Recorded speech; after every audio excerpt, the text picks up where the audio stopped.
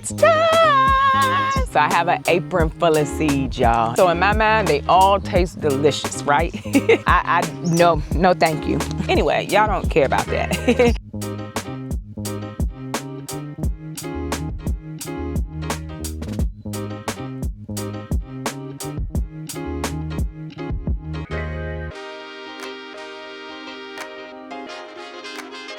Hello, welcome to Yellow Door Urban Homestead.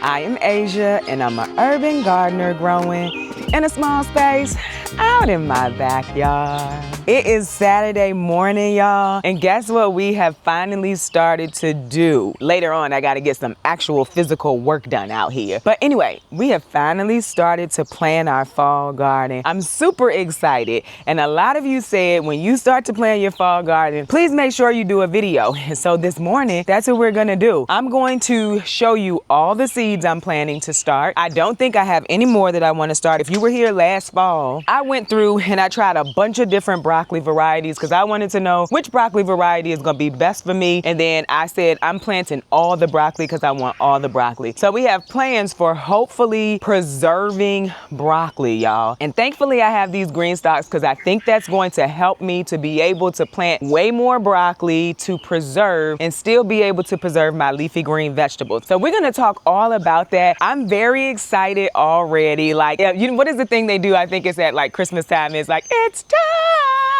Yeah, that's how I feel. Fall is my favorite gardening season. It's an easier gardening season. Although I love all the vegetables that I get from summer, fall is just an easier gardening season. And it has become my favorite gardening season. So also, if you did not see my community post, we did lose Betty yesterday. And Betty was one of the first chickens from my first group of chickens that I got in 2021. So that was kind of hard yesterday, but I know that she is not suffering anymore. And when I went to check on her yesterday morning, I was gonna like give her another bath and stuff, and I was like, this doesn't look good. I'm just gonna let her be, because I did not think that she was going to make it when I went to check everything yesterday. And she didn't. I took her to the vet yesterday, and he's so nice, like the nicest vet ever. She didn't make it, so we have Peace left. Peace is the last chicken from the first set of chickens I got in 2021, and we have Brooklyn left, and then of course, you know, we have the baby chicks in the house. Well, they're teenagers at this point. I just wanted to say it on the video. It's in the community post. I appreciate everybody's kind words, everybody's condolences, everyone who tried to help, give suggestions, give tips. I appreciate it. I used some of them, but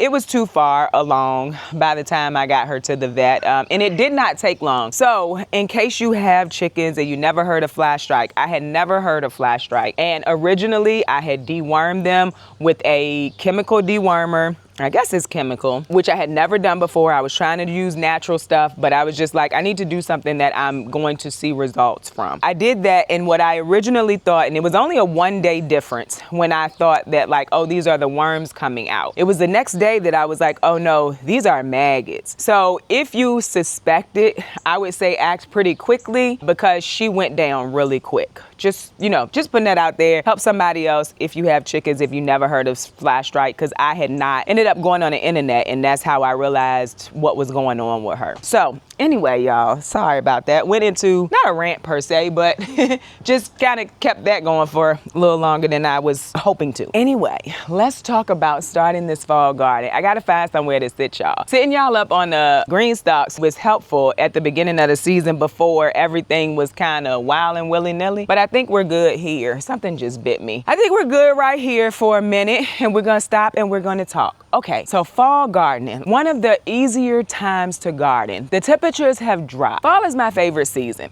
What I will tell you this year is I don't think I'm going to use the bags. The bags are very helpful in growing all the things. I love growing in grow bags, right? But after summer, when the bags have been growing all of the things and the things have been in the walkways and I've been having to walk around them, duck under the grapevine, all of that stuff, I would just prefer this year to grow in the garden beds. And I am able to because I have other ways to grow things, right? And I'm saying this now, anything anything could happen and I could be like, oh, I'm gonna put this in grow bags, that in grow bags. For now, I have not planned for the grow bags, okay? If I decide to use the grow bags, it'll be like a second planting where I even start the seedlings later, because just the garden space and the green stalks and the greenhouses, that's a lot of seeds to start. So what I'm trying to do in the fall is still grow what I want to grow, which of course is broccoli, lots of broccoli, fall through the winter, honestly, which is lots of broccoli, lots of leafy greens. But I want to do it in a way where I can still just kind of chill and coast through the season, if that makes sense. So what I'm planning to do this year is broccoli in pretty much all of the beds in the main garden.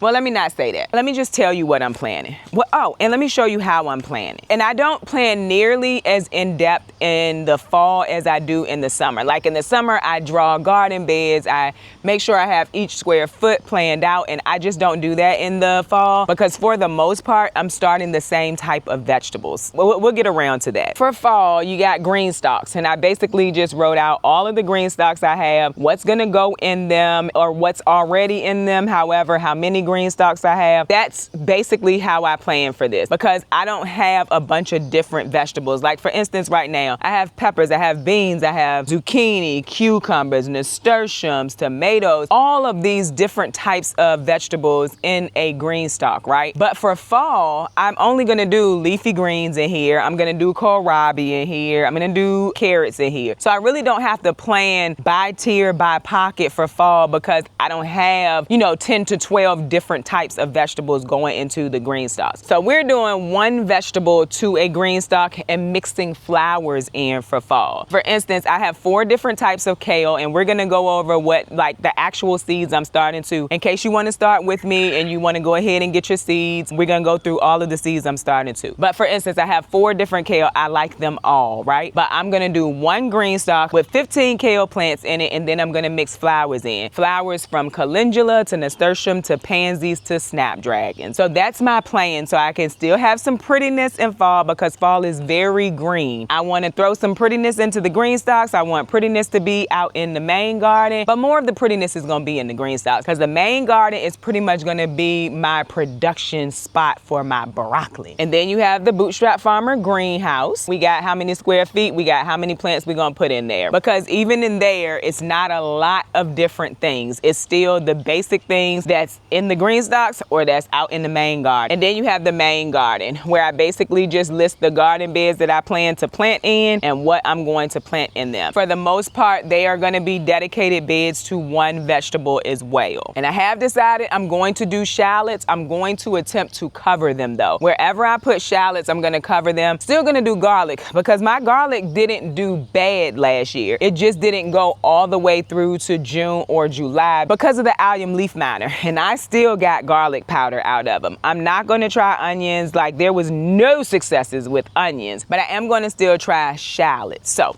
with that being the case, let me tell you what seeds I'm going to start. So I have an apron full of seeds, y'all. And the last thing I forgot to tell y'all is once I do decide where everything is going and what I need, I just come back through and I write out each variety, and then I start to say how many I need so that I know when I'm going to start seeds, how many I need. And I did put extras in these numbers just in case the seed doesn't germinate, just in case something dies and I need extra. That's what I do to go ahead and have it planned out so that I can start seeds, because we are starting seeds next week, if not this weekend. I need to go still get soil, and I haven't gotten around to doing that because I was dealing with Betty, honestly, is what happened. So let's talk through this pile of seeds in my hand. I know it looks like a lot, but a lot of these are pretty much the same type of vegetables. So we're gonna try to quickly go through this. First, we're gonna go through the kale, right? But I wanna show you a pack of kale that pretty much has all of the separate kales that I plan to plant in it. I'm just deciding this year to use the seeds I already had. This is a newer pack of seeds, and so it's from 2026. I can keep this in my seed collection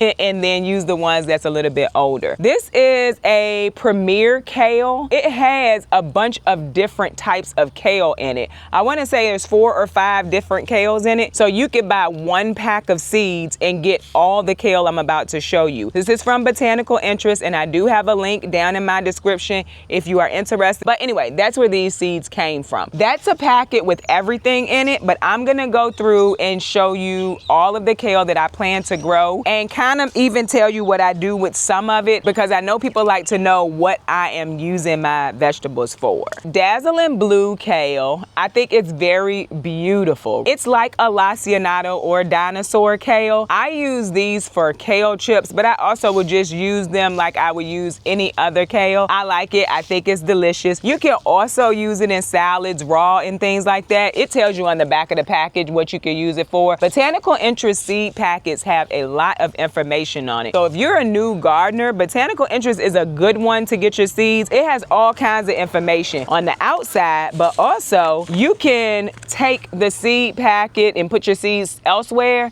and there's a lot of information on the inside too. So just throwing that out there in case you're a new gardener, or in case you have something that you really want to grow and you haven't been able to start the seeds or successfully get them to germinate. An information-filled packet is Botanical Interest. That could probably help a little bit. Then you have just the regular dinosaur kale, the lacinato kale. So here's the thing, you could grow one or the other. I like the other one, the dazzling blue, for the color. Like I said, the fall garden can be very green. I like to throw color in there, but these essentially have the same texture and the same look aside from the extra color. My next one is the dwarf blue kale. It's a curled kale. It's a beautiful kale. I like to use it in soup. Also just saute it on the stove with some onions and some garlic and some seasoning, and it's absolutely delicious, right? You can also use it like in a stuffed chicken, things like that. That's what I use it for. Let's see if they have anything on the outside. It says soups. It says winter soups on the back of it. That's what I like to use it for, but I also just saute it as well. And then you have a red Russian kale as well. Oh, the curled kale is good for kale chips too. But you have a red Russian as well. I like the color. I use it just like I use the curled kale in soups and different things like that. Can be eaten raw in salads as well. That's my kale lineup. I really do like kale. So let's do the carrot lineup, y'all. I'm very excited to try carrots again. I did try carrots in the lilac green stalk last year, but I don't think I left them long enough. This year we are doing a full green stalk, but I think it's one of the 3 tiers is the way that I planned it, because we don't eat a lot of carrots. I might need carrots for a recipe or something, but we don't like sit and eat carrots in ranch or anything like that. That's just not how we do it. But there are meals, like when I make beef lo mein, when I make soups and different things, I need carrots. So the plan here is to plant them, to harvest them, to freeze dry them. That is my plan, because we would never finish them fresh and we would never eat a whole bunch of them in a week. So my plan here is to freeze dry them. But anyway, we're trying a few different varieties. I actually did enough to do a full green stalk. I picked varieties to do a full green stalk. We switched over into a 3-tier when I was doing all my planning. So we're still gonna do all of these varieties. It's just not gonna be one variety per tier. And I think that that's okay. Anyway, cosmic purple. I've never successfully grown these, so I cannot give you an idea of taste or how well they grow. However, they're purple, so you always know I'm gonna want to grow them. We have a rainbow mix. I think these are gonna be delicious. I have grown rainbow carrots before, not as successfully as I would like them to grow. And I am growing these in a 5-tier original planter. And I wanna say they're 10 inches deep. I think I could get decent carrots out of this. But anyway, I have tried rainbow carrots before. I've never really successfully grown a lot of carrots. I'm hoping that will change this year though. Chantenay. I don't know, red cord carrots. My son got me this maybe for Christmas, I think. Really want to try them. It says that it's a container variety. Says it needs 12 inches plus. We're gonna do it in these 10-inch pots and see what we can do. Scarlet Nance. I don't know when I purchased these, but anywho, they're from last year. Hope that they grow pretty good. But anyway, we're gonna do those. And really, this is kind of like the whole broccoli thing. I wanna know which variety is gonna grow the best for me, and then that's what I want to plant on the years that I plant carrots. I'm not gonna plant carrots every year because we don't eat carrots that much. But this year, I wanna get enough and I wanna get them preserved. And then we have Littlefinger, and they are both from Botanical Interest. This is a collaboration with Greenstock and Botanical interest, but I know that they're probably good for green stock since green stock is one of the seeds that they're giving out. So yeah, we're going to do those as well. I'm excited because I just never have really grown carrots well. I did pretty good in bags. So that might be something that I decide, oh yeah, I'll do, you know, a bag or two of those. But I've done pretty decent in bags, but not so much in ground or in like a raised bed or anything. Those are the carrot varieties. Next are our shallots. We're doing Zabron shallots. I am not a lover of the taste of onions. Onions are very strong. I put shallots in place of onions a lot of the time. That's why I really want to try to grow some shallots and get those preserved, you know, dried. And hopefully if I cover them, I'm gonna try to find some way to cover them that's not labor intensive. It's gotta not be labor intensive. So we're not gonna see a whole bed covered. We'll probably just see the space where they're growing covered because I like to use shallots. It has a much less potent taste than onions. And I don't like the onion potency. Up next, y'all, is our collard greens. So if you remember last year, I was so proud of myself. I was able to grow collards for my house and I was able to provide collards for, I want to say, Thanksgiving dinner to my aunt. I was super excited, right? This year, I'm hoping to do the same thing, but also be able to provide it to other family members. And I'm hoping for fall because I have so much space, especially with the leafy greens, that it'll be one of the times that I can donate, right? Because leafy greens, you can do cut and come again. So you just keep picking it, it keeps growing. So I'm hoping that I could do a little bit of some type of donation with leafy greens too. So when you see me saying that I'm planting like 15 here and 20 there, just know I have a plan that does not just include my household. Anywho, last year I planted these. These are the Alabama blue collards from Haas. They grew so well and they were pretty. I still want pretty even if it's just a leaf, right? They have like a blue and purple tint to them.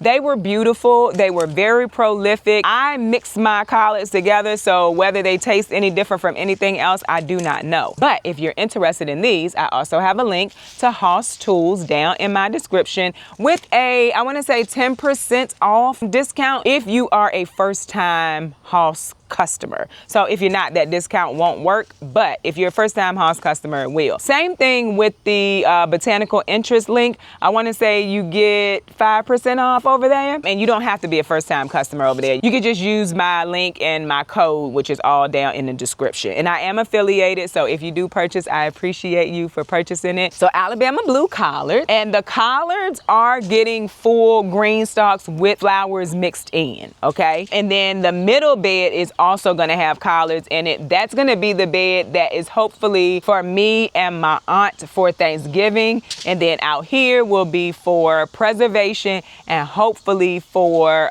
donation. That's my plan. Georgia Southern collards, grow these every year and they grow really well. I like them. Like I said, I mix them in, so I don't know about the taste, but nothing tastes not good when I mix my collards together. So in my mind, they all taste delicious, right? And then we have 2 packs of these, but because we have to start so many seeds, I pulled both packs. Top Bunch 2.0.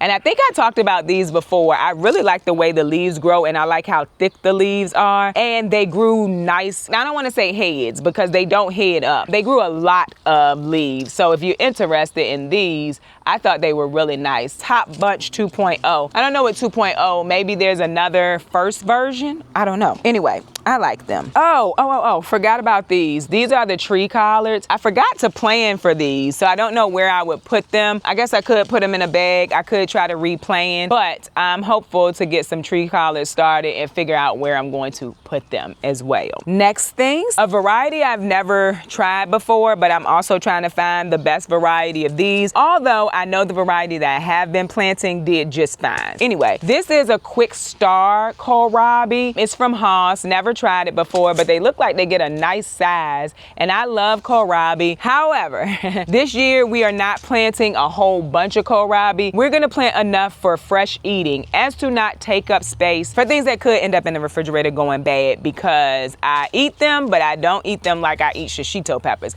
I really do love kohlrabi, but I don't need a lot of kohlrabi. And so I made that decision this year. We're gonna use a 3-tier green stock. I've seen people grow kohlrabi in green stocks and maybe throw a few few out in the garden beds, but for the most part, it's gonna be in the green stock. This is a variety I've grown before. Know it grows well here. It's called White Vienna Kohlrabi. Does really well. For the most part, I use Kohlrabi as like French fries. They do not taste like a potato. They do not taste like a French fry. It's just the shape that they're in. So I like them, and that's like really the way that I use them. Last year, I wanted to try using them like in place of potatoes. Never actually did that, but I am gonna try that this year. The next thing is Swiss chard, and we only have one variety of Swiss chard, and that's the ruby red, and this grew really well. We have Swiss chard out in the garden already. If we're lucky, that will continue to grow, and we could just keep having that grow for the fall too. But if not, we're gonna use ruby red. I feel like I have another pack. I'm gonna go look for it so that we can have more color than just red, because Swiss chard comes in yellow, pink,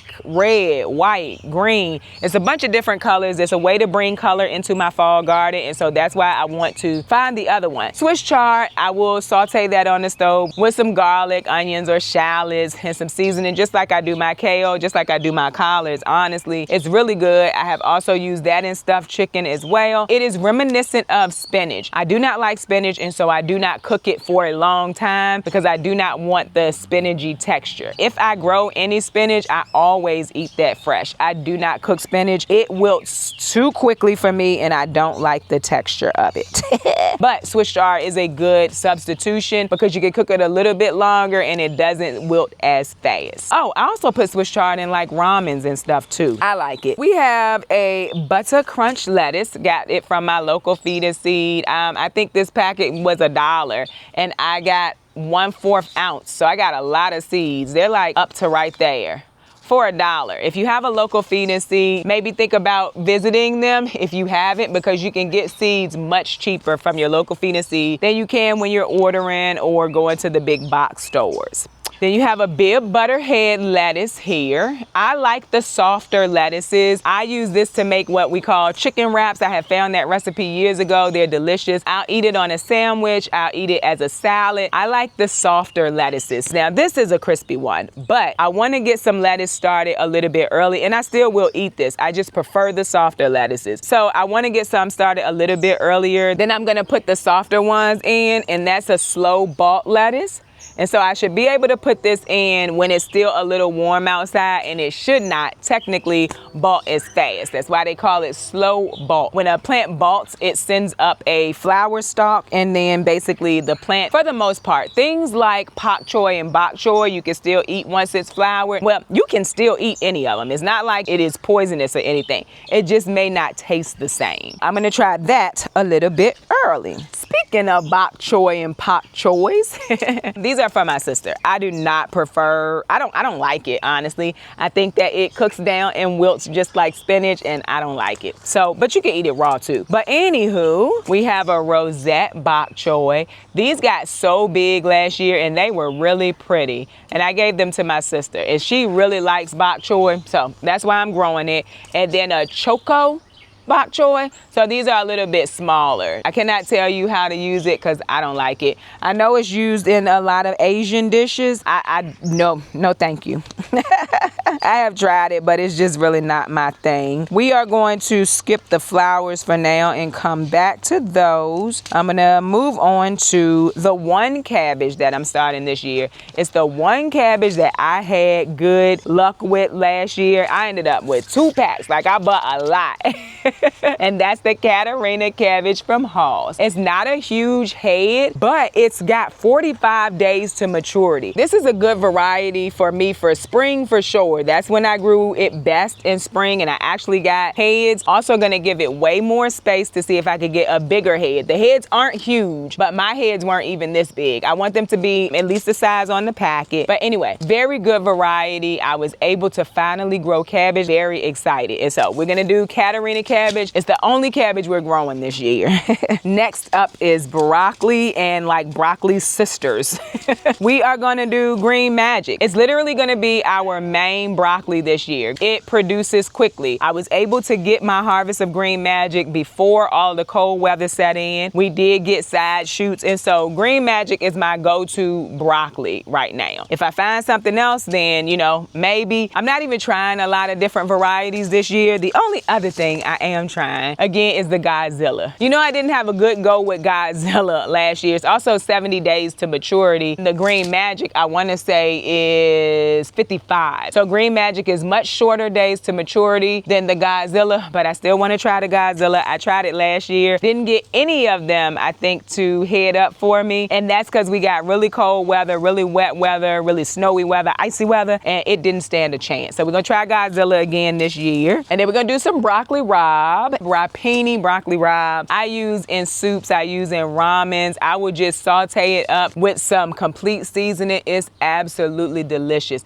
Like, I like to have it with fish, fried flounder, and broccoli rapini is delicious. Of course, I eat it with other stuff too, but for some reason that dish just goes so well together to me with a little bit of complete seasoning. So delicious. By the way, with the broccoli, I'm hoping to preserve at least 6 months worth. What I want to do is try to grow enough where I could use broccoli twice in a week for 6 weeks from this garden. So that's my plan, right? When I say I want to grow for a year, I have to think about, like, when I say for a year, how many times do I want to be able to eat whatever I'm trying to grow? And then that's what I need to decide. So for instance, I want to try to do tomato sauce or some type of tomato base at least 1 time a week for 6 months. That means I want to say the number came up to 26. So I need to have at least 16 ounces that I can measure out 26 times, which will allow me to use a tomato base, some type of product with tomato sauce, tomato whatever, 26 times, once a week. Then I will be able to say I had enough spaghetti sauce that will last us 6 months. And that's based off of how I want to use it, how much I'm going to use it. When I say, you know, that I want to grow something for a year, or I want to grow something for 6 months, I normally get the question of, like, how much? It's based on how much we plan to use it, how much I plan to use it. My plan with the tomato is we do use a lot of tomato sauce, but I do not think I planted enough tomatoes for a year as they start to come out the garden. Last year, I want to say 2 gallon-sized bags gave me like 2 of the larger canning jars of tomato sauce, 16 ounces worth, I think. So that's where I'm saying, like, I need to really sit down and think about production, and I need to plant a bunch of production plants for things like that. I just kind of wanted to go into that. As it relates to broccoli, I hope to get enough to where we can eat broccoli as a side 2 times a week for 26 weeks. And that's my plan. And I don't know what that looks like as it relates to weight either. This year I have to kind of weigh things out as I'm using it to see, or how many heads I use, you know, that kind of stuff. Just wanted to put that out there because I do get that question, and it's more based off of how much you're going to use it, and that's how I do it, based on how much we're going to use it. And then there's purple sprout and broccoli, y'all. I still have not done purple sprout and broccoli successfully. Purple sprout and broccoli is going into that greenhouse though, because purple sprout and broccoli does not produce that first fall. It's gonna go through winter and then produce in the spring. So I need the plants to make it until spring, which I have not successfully done yet. That's why it's going to go into the greenhouse. And then we're gonna do Brussels sprouts. Long Island Improved did the best last year, so we're not gonna even put Groninger in. We're gonna go with Long Island Improved as to not waste space. And then I got some Brussels sprouts from my local feed and seed. They were $1.75, and this was for a 1/4 ounce as well. Anywho, that's what we're doing Brussels sprout rise. I'm pretty sure Brussels sprouts are going into the greenhouse as well, because I just need them to have as long as possible, right? They're very cold hardy. Like, Brussels sprouts are very cold hardy. If we have a winter like we had last year, they're just not going to survive. So I'm gonna put them in the greenhouse. I haven't really successfully grown Brussels sprouts either. I am hopeful though. And then we got some cilantro. So basically, you're not seeing a lot of herbs in this from me, because I'm gonna work on my herbs, growing them inside of the house during the winter, bringing them out in spring. So I'm not gonna start them right now. I have all kinds of time to start herbs. If you remember, we have spaces available in the herb green stalks. That's where the cilantro is gonna go. We're gonna put a whole bunch of cilantro into these green green stalks wherever we are missing herbs. Cilantro prefers cooler weather, but it's not going to make it through all of the hard freezes that we might have, because we had quite a lot and we had ice just sitting around on our gardens last year. And last but not least are our flowers. If you remember, we already have snapdragons over here that surprisingly is still living. I'm thinking it's from the rain that we getting, because it has not been me. Or when I turn the sprinkler on, it comes over here a little bit, so probably getting rained on. But yeah, anyway, y'all don't care about that. We're gonna do some more nasturtiums, and I think these are a beautiful mix. This is the jewel mix. This is basically what bloomed really well everywhere this year in the summer garden, so we're going back with the jewel mix, and we are gonna put some in the green stalks, but we're not going to put them together in the green stalks, and we're gonna plant them out a little bit later than whatever else we plant in the green stalks, so that can grow first, and then we'll put the nasturtiums in. Nasturtiums are not gonna go through the winter, but they will be pretty for fall. Then we have double lemon calendula. These are from Haas. I'm interested to see what they look like. I think that they're beautiful. It'll be more for me to preserve, and I like the color. And then we're gonna do the pink sunrise. These are really pretty. They look more orange to me, but they're called pink sunrise.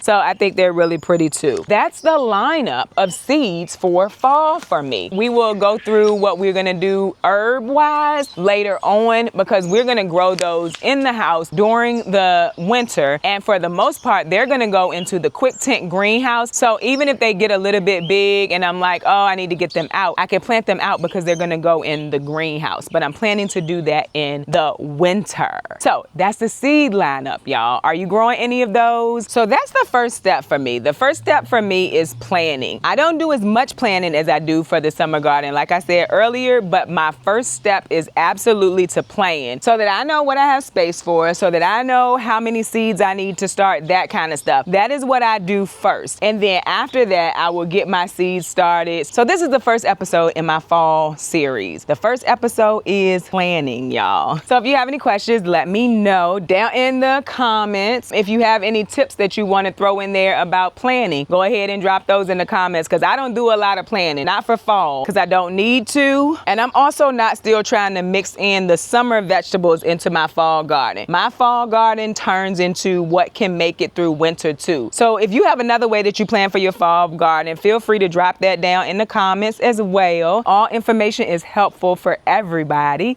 But anyway, I hope that you enjoyed this video. If you did, don't forget to like, share, and subscribe. Don't forget to visit me over on Instagram, where I post about the things going on in my garden almost every day. Bye, y'all.